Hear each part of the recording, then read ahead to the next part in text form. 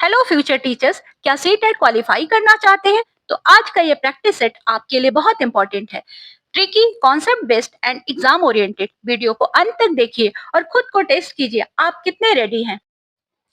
निम्नलिखित में से किस क्षेत्र में प्रारंभिक नगरों का उदय हुआ? ए, गंगा का दक्षिणी क्षेत्र, बी, गंगा यमुना दोआब, सी, सिंधु और उसकी सहायक नदियां, डी, दक्कन का पठार। फ्रेंड्स, भारत के प्रारंभिक नगर सिंधु नदी और उसकी सहायक नदियों के किनारे विकसित हुए थे। हड़प्पा सभ्यता के जो नगर थे, ये सुव्यवस्थित योजना के लिए प्रसिद्ध है। ऑप्शन नंबर सी सही है, सिंधु और उसकी सहायक नदियां। अधिकतर पांडुलिपियां किस वृक्ष की छाल पर लिखी जाती थी? ए, नीम, बी, पीपल, सी, भोज वृक्ष की छाल, डी, बरगद। प्राचीन भारत में पांडुलिपियां भुर्ज या भोज वृक्ष की छाल, जिसे भोजपत्र भी कहा जाता है, इसी के ऊपर लिखी जाती थी और हाथों से लिखी जाती थी। यह लंबे समय तक सुरक्षित रहती थी। निम्नलिखित में से पुरापाषाण स्थल की पहचान कीजिए। ए, करनूल, बी, महागढ़ा, सी, चिरांद, डी, भीमबेटका। भीमबेटका एक बहुत ही पुराना स्थल है फ्रेंड्स, और यहाँ पर पत्थरों के बने हुए शेल्टर शेल्टर या शैलाश्रय भी कहते हैं इसको। वहां पर प्राचीन चित्रकारी भी मिली है गुफाओं की दीवारों पर, जिसको हम कहते हैं भीमबेटका। फ्रेंड्स, आप भी आंसर कमेंट बॉक्स में देते जाइए, इससे आपका आत्मविश्वास बढ़ता है। मेरा यही उद्देश्य भी है कि आपका आत्मविश्वास बढ़े और आप एग्जाम में बहुत अच्छा स्कोर करके आए। किस राजवंश के शासकों को दक्षिणापद के स्वामी कहा जाता था? ए, मौर्य वंश, बी, गुप्त वंश, सी, सातवाहन वंश, डी, चोल वंश। सातवाहन वंश के शासकों को दक्षिणापथ के स्वामी कहा जाता था, क्योंकि उनका जो शासन था ये दक्षिण भारत के बहुत बड़े हिस्से पर फैला हुआ था। निम्नलिखित में से किस ग्रंथ में अलवारों के भक्ति गीतों का संग्रह है? सबसे पहले तो दोस्तों ये जान लेते हैं अलवार कौन थे। तो ये अलवार जो थे, ये दक्षिण भारत के वैष्णव संत थे और उन्होंने तमिल भाषा में भक्ति गीतों को लिखा, और जिस संकलित किया उस ग्रंथ का नाम है दिव्य प्रबंधम। महारानी एलिजाबेथ प्रथम ने किस ईस्वी में ईस्ट इंडिया कंपनी को चार्टर जारी किया था? तो यहाँ पर ऑप्शंस को आप ध्यान से देखिए दोस्तों, और आपका एक एक सही उत्तर जो है आपको लक्ष्य के एक कदम करीब करीब लेकर के जाने वाला है, क्योंकि छोटे छोटे कदमों से ही सफलता प्राप्त होती है। 1600 ईस्वी में महारानी एलिजाबेथ प्रथम ने ईस्ट इंडिया कंपनी को व्यापार करने का अधिकार दिया, जिससे भारत में अंग्रेजों की शुरुआत हुई। महालवाड़ी बंदोबस्त को किसके द्वारा लागू किया गया था? A, Lord Cornwallis, B, Holt Mackenzie, C, Lord William Bentinck, D, Lord Dalhousie. Friends, यहाँ पर एक कंफ्यूजिंग ऑप्शन भी है, ध्यान से आप देखिए और आप खुद भी आंसर देने का प्रयास करें। महालवाड़ी व्यवस्था का विचार जो था, हॉल्ट मैकेंजी साहब ने जरूर दिया था, लेकिन इसे लागू करने का श्रेय जाता है लॉर्ड विलियम बेंटिंग को, और इसमें गांव को इकाई माना गया और इसी के आधार पर महालवाड़ी बंदोबस्त को, या ये टैक्स व्यवस्था थी, इसको लागू किया गया। अगला प्रश्न भी इसी से जुड़ा हुआ है। महालवाड़ी बंदोबस्त को बंगाल प्रेसिडेंसी के किस क्षेत्र में लागू किया गया? तो बंगाल प्रेसिडेंसी जो था ये बहुत बड़े क्षेत्रों में फैला हुआ था उस समय। बिहार, आज का जो बिहार है, उड़ीसा है, ये सभी उसी में आते थे। तो महालवाड़ी व्यवस्था मुख्य रूप से उत्तर पश्चिमी प्रांत में लागू किया गया, और ये आज का उत्तर प्रदेश है। तब उत्तर प्रदेश भी उसी में शामिल था, बंगाल प्रेसिडेंसी में ही। तो ये answer number C, option number C सही है। निम्नलिखित घटनाओं में से सबसे पहले कौन सी घटना हुई? ए, अवध का अधिग्रहण, बी, संथाल विद्रोह, सी, मुंडा विद्रोह, डी, नील विद्रोह। फ्रेंड्स, यहाँ पर संताल नहीं संथाल होगा। ये सभी घटनाएं जो है ब्रिटिश शासन के खिलाफ हुई थी और विभिन्न समय पर अलग अलग संघर्षों से जुड़ी हुई हैं। इसमें सबसे पहले जो हुआ वो संथाल विद्रोह हुआ था, और ये हुआ था 1855-56 में। 1855 से लेकर 1856 के बीच में हुआ संथाल विद्रोह। तो ऑप्शन नंबर बी इसका सही है। अब बात कर लेते हैं अंग्रेजों और जमींदारों के शोषण के खिलाफ ये आदिवासी आंदोलन था। इसके बाद 1856 में अवध का अधिग्रहण हुआ, जो लॉर्ड डलहौजी ने अवध को ब्रिटिश साम्राज्य में मिला लिया। लॉर्ड डलहौजी ने नील विद्रोह की बात कर लेते हैं तो ये 1859 से लेकर के 16 के बीच में हुआ और किसानों को जबरन नील की खेती के लिए अंग्रेजों ने बहुत ज्यादा तंग किया। मुंडा विद्रोह की बात कर लेते हैं तो बिरसा मुंडा के नेतृत्व में हुआ। ध्यान रखिएगा, ये क्वेश्चन भी पूछ लेता है, मुंडा विद्रोह किसके नेतृत्व में हुआ? तो नाम याद रखिएगा, बहुत बड़े नेता, इनको भगवान भी वहां के लोग मानते हैं, बिरसा मुंडा। आदिवासियों की रक्षा के लिए ये था। मिर्जा कामरान का विद्रोह किस मुगल शासक के समय में हुआ? ए बाबर, बी हुमायूं, सी अकबर, डी जहांगीर।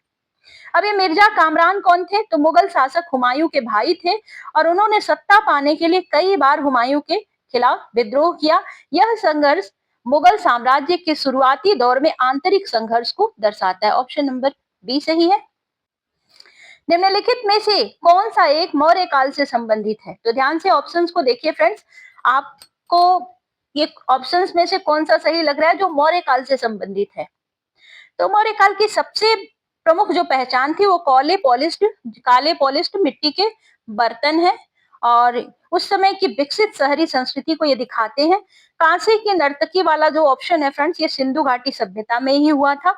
चित्रित धूसर मृदभाण ये उत्तर वैदिक काल से जुड़े हुए हैं और लोहे का उपयोग कई कालों में होता रहा है, तो ये नहीं हो सकता, लेकिन उत्तरी काले पॉलिश्ड मिट्टी के बर्तन बहुत ज्यादा पाए गए हैं मौर्य काल में। राज्य के नीति निर्देशक सिद्धांतों के किस अनुच्छेद में समान नागरिक संहिता का उल्लेख है? तो समान नागरिक संहिता या यूनिफॉर्म सिविल कोड का क्या अर्थ है वो जान लेते हैं। सभी नागरिकों के लिए एक समान कानून, चाहे उनका धर्म कोई भी हो। इसमें विवाह, तलाक, संपत्ति जैसे मामलों में एक जैसे नियम ही लागू करने की बात की गई है। भारतीय संविधान में इसका उल्लेख किया गया है अनुच्छेद 44 में, 44 की बात करता है। 44 इसकी बात करता है, हमारा देश जब आजाद हुआ था फ्रेंड्स, उस समय हमारी परिस्थितियां ऐसी नहीं थी कि इसको लागू किया जा सके, लेकिन अब इसको लागू किया जा सकता है। संविधान निर्माताओं ने ऐसा ही कहा था कि बाद की परिस्थितियों में शासक इसको लागू कर सकते हैं। भारतीय संविधान में किस संशोधन को लघु संविधान कहा जाता है? लघु संविधान।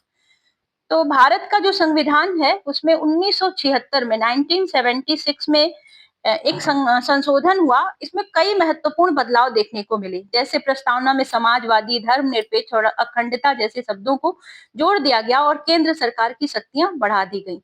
ये 44वां संशोधन था जो 1976 में हुआ। भारत में मौलिक अधिकारों के रक्षक और गारंटर के रूप में कौन कार्य करता है? संसद, सर्वोच्च न्यायालय, राष्ट्रपति, प्रधानमंत्री। भारत में मौलिक अधिकारों की रक्षा सर्वोच्च न्यायालय करता है। यदि किसी भी नागरिक के अधिकारों का उल्लंघन होता है तो अनुच्छेद 32 के तहत, ध्यान रखिएगा कौन सा अनुच्छेद? अनुच्छेद 32 के तहत ये सीधे सीधे सर्वोच्च न्यायालय या उच्चतम न्यायालय जा सकता है।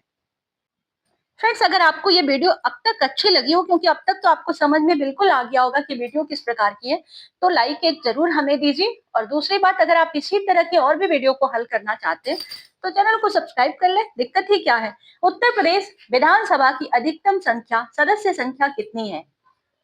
विधानसभा सदस्य संख्या की बात करते हैं तो ये पहले जो थी वो 404 थी, लेकिन अभी 403 है। कंफ्यूज करने के लिए ऑप्शन दिया हुआ है। पहले एक नामित सदस्य का प्रावधान था जिसको अभी खत्म कर दिया गया है, तो अब संख्या हो गई है 403।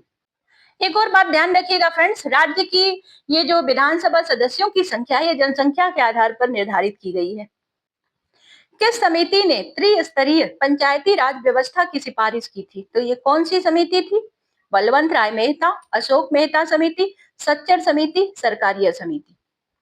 तो ये समिति बनी थी 1957 में।